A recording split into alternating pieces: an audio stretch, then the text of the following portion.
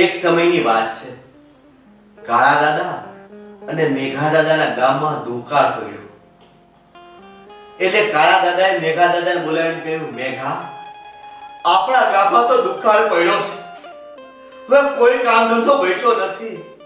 મેં સાંભળ્યું છે કે ફલાણા ગામમાં દુકાળિયા ગામના લોકોને આશરો મળે છે, નાનું મોટું કામ મળે છે. તો મેઘા, તું ત્યાં જતો રહે.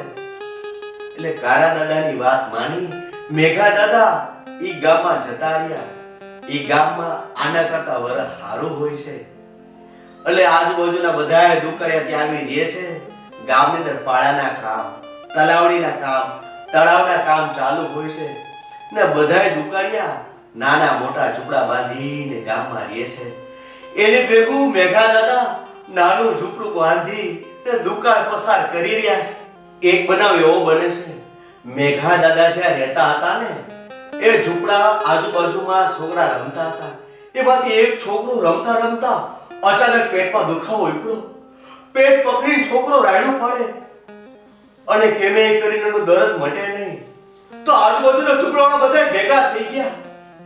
એમાંથી એક જણાએ કીધું કે આ છોકરાના પેટ ઉપર વડલાનું પાન લઈને બાંધો તો દુખાવો મટી જાય. એ વડના પાન લાવીને આના પેટ ઉપર બાંધી દે હારા. પણ ત્યાં તો હોપો પડી ગયો. વડલાના પાન લેવા જાહે કોણ? વડના પાન લેવા કોણ જાય? ને તો ચૂડેલ છે. બધાયને ખબર હતી કે ઈ વડલે જે જાય છે ને ઈ પાછું જીવતું નથી આવતું. કોણ લેવા જાહે? ત્યારે મેઘા દાદા આવ્યા. મેઘા દાદા કીધું હું જઈશ. મેઘા દાદાને વિશ્વાસ હતો એની માં ઉપર, માં મેલડી પર વિશ્વાસ હતો કે હું એ વડલે જઈશ ને તો મારો વાળ વાંકો નહીં થાય. મારી માં મેલડી મારી આજે હાજર છે. અરે હાલો ને, વડના પાન હું લેવીશ, એમાં શું થઈ ગયું?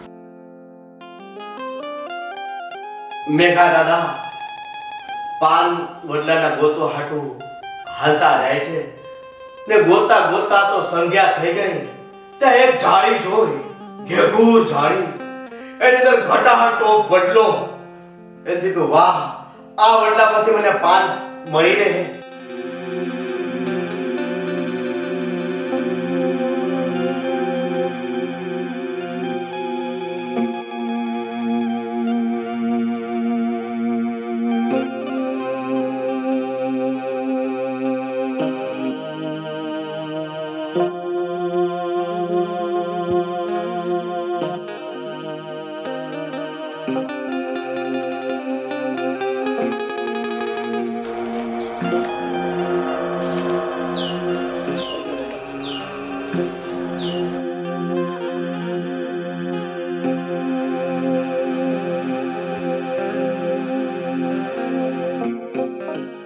અને જ્યાં વડલાના પાન તોડવા જાય ને ત્યાં તો ભયંકર અવાજ થયો.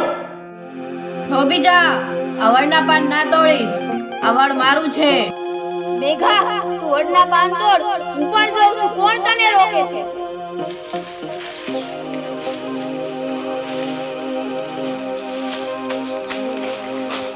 ઝૂંપડાવાળાનો બે ચિંતા ચાલુ.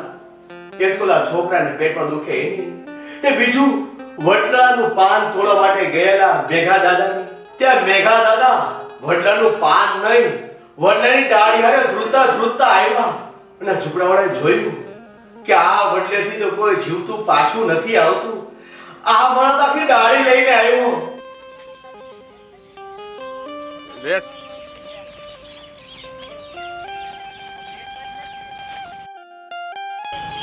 વડના પાન લેવા કેમ તમે? ત્યાંથી કોઈ પાછું જ આવતું નથી. મારી માં મેલડીએ બચાવી લીધો. અને આ વડના પાન ગરમ પાણીમાં ઉકાળી છોકરાને પેટમાં લગાડી દો એટલે છોકરો ઊભો થઈ જશે.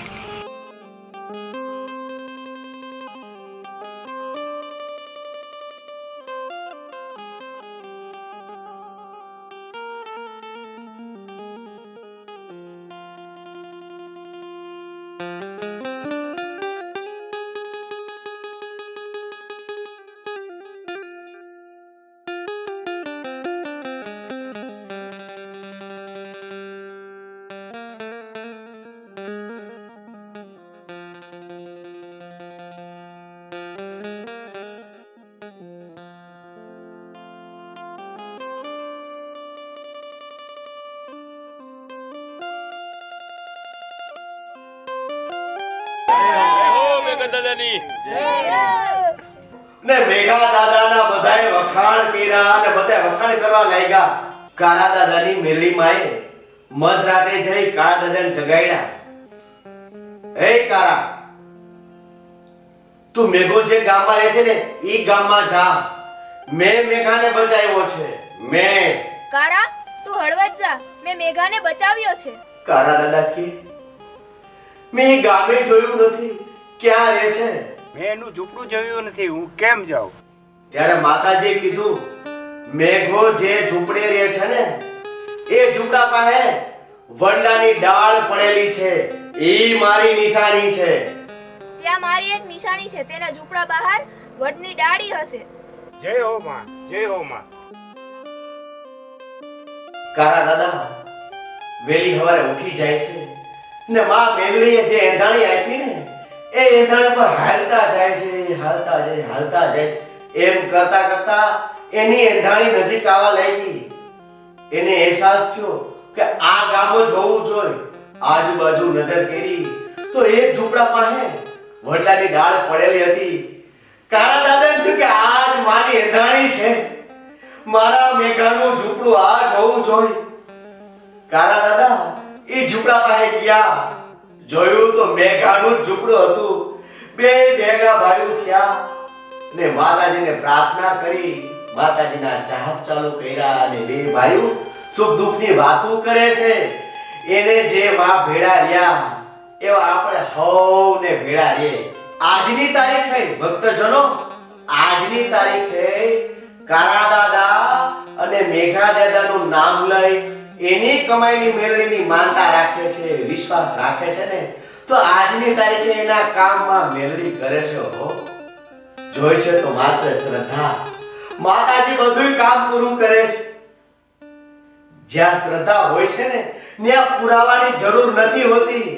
જો તમારામાં શ્રદ્ધા હશે તો માં મેળવી તમારા કામ પૂરા કરશે. જય માં મેળવી ભક્તજનો, જય માં મેળવી.